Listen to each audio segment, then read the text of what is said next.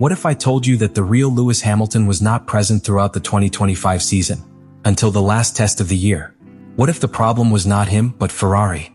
Today I am going to tell you what happened in Abu Dhabi and why this test exposed the truth that no one dared to say. What happened in Abu Dhabi was not just the end of the season. It was a silent autopsy on Ferrari's campaign and Lewis Hamilton's most frustrating year.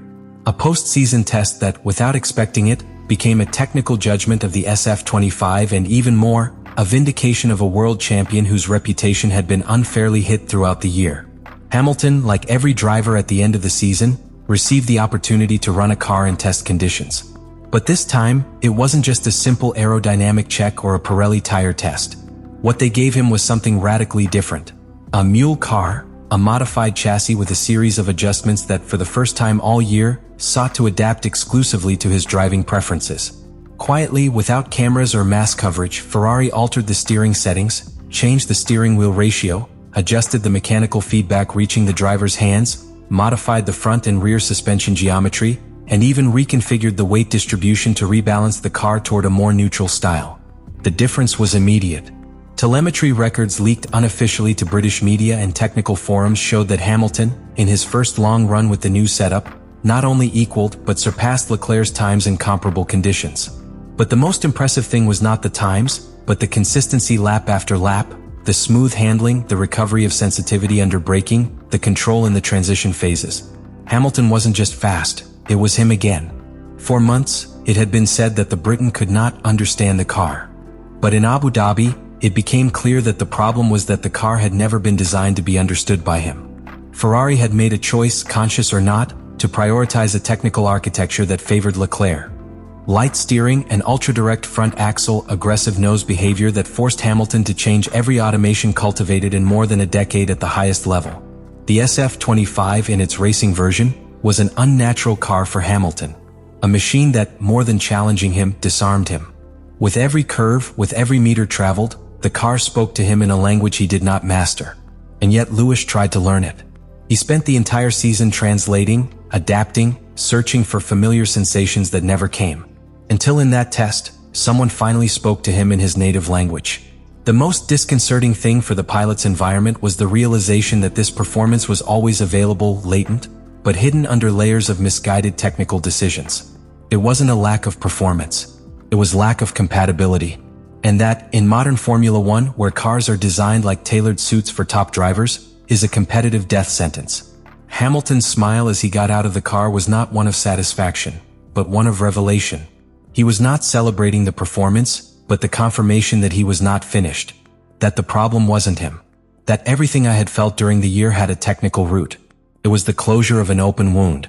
It was also a silent accusation to the team that never knew or never wanted to give him the right tools. At that moment, Ferrari was exposed. Not due to bad intentions, but due to structural negligence. In their obsession with not losing Leclerc, with consolidating a clear technical line, they forgot the most valuable piece they had signed. The extreme adaptability that a seven-time world champion needed to exploit his talent. That test in Abu Dhabi was more than just a development event. It was the turning point where the official narrative collapsed, and a new one began. When data from the Abu Dhabi test began to circulate informally within the paddock, it wasn't just the engineers who were perplexed. So did the sporting directors, former drivers and analysts who had skeptically followed Hamilton's Ferrari adventure all year. Because what had been revealed not only exposed a technical truth, it opened a much deeper crack within the Scuderia. An uncomfortable question that could no longer be avoided. Did Ferrari deliberately ignore Lewis Hamilton's needs? Was this a simple case of failure to adapt, or a conscious strategy to protect the team's internal hierarchy? To understand the magnitude of the problem, we must go back to the beginning of 2025. Since his signing, there was a silent tension between the symbolic and the practical. Hamilton arrived as a living legend, but Leclerc was the face of the future, the natural heir of the Ferrari project, and the driver who had shown loyalty in the worst years. The engineers knew him, trusted his feelings, and had built the entire technical architecture of the SF25 around his style. This is not unusual in Formula One. But what was extraordinary is that Ferrari, despite having one of the most experienced and versatile drivers in the world, did not build a parallel alternative to maximize his qualities. Internally, several sources in Maranello confirmed that there were warnings. From the first technical meeting, the engineers knew that Hamilton's style required a completely different type of balance. Greater load on the rear axle, more communicative steering, and above all, a suspension geometry that allowed the driver to apply his classic late braking without losing stability. But aerodynamic development was already advanced. Changing the design direction was not only expensive, but risky for the consistency of the project. The team decided, consciously or unconsciously, to prioritize technical continuity over adaptability. And that was the mistake. Throughout the season, every time Hamilton raised a red flag about the car's sensitivity, the response seemed more diplomatic than technical. The team spoke of adaptation time, understanding phase, and the natural integration process. But the reality, as has come to light, is that there was never a serious plan to give him a car to suit him. Ferrari had made a strategic decision to maximize the performance of its trusted man Leclerc and let Hamilton adapt to the existing conditions. The irony is that this decision ended up hurting both drivers. Because while Hamilton struggled to find sensations, Leclerc was also forced to carry the weight of the team, with no margin for error, in a car that was not infallible either. The pressure grew. The tension built up. And what began as a bid for stability transformed into a season marked by shared frustration. The test in Abu Dhabi was, in that sense, a geopolitical accident within Ferrari. A leaked truth that exposed an organizational decision. And now, with 2026 just around the corner, the team faces a critical dilemma. Can Ferrari learn from this mistake, redesign its technical structure, and embrace the complexity of having two top drivers with opposite styles? Or will he make the same historic mistake that has hindered his potential on more than one occasion? The season is over, the SF25 car is in the history books. But Ferrari's real career is just beginning. Because the Abu Dhabi test not only revealed a more effective configuration for Hamilton, it was a nonverbal statement of everything the team didn't do during the most important months of the year. Now, looking ahead to 2026, the question is not just whether Ferrari can build a competitive car. The key question is whether you want to build a car for both drivers. Modern Formula One rewards not only the fastest team, but also the most adaptable. And that means accepting the complexity of having two elite drivers with opposite driving philosophies. Ferrari knew this from the moment it signed Hamilton. They knew it because there are no secrets in the way it drives, brakes, transmits data. Lewis doesn't need to be understood. His record explains it all. However, everything seems to indicate that the team underestimated the challenge of making its style compatible with a car already oriented to Leclerc's DNA. The great unknown now is technical, yes, but also cultural. Ferrari needs to abandon the conceptual rigidity that has plagued it for decades. Historically, the Scuderia's best years have coincided with cycles where the car was not only fast, but also wide in its performance window. The SF 2004 with Schumacher and Barrichello. The SF 70H with Vettel and Raikkonen.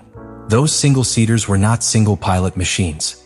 They were platforms that allowed more than one person to shine. The challenge for 2026 is to regain that focus. Contradictory signals have already been leaked from Maranello.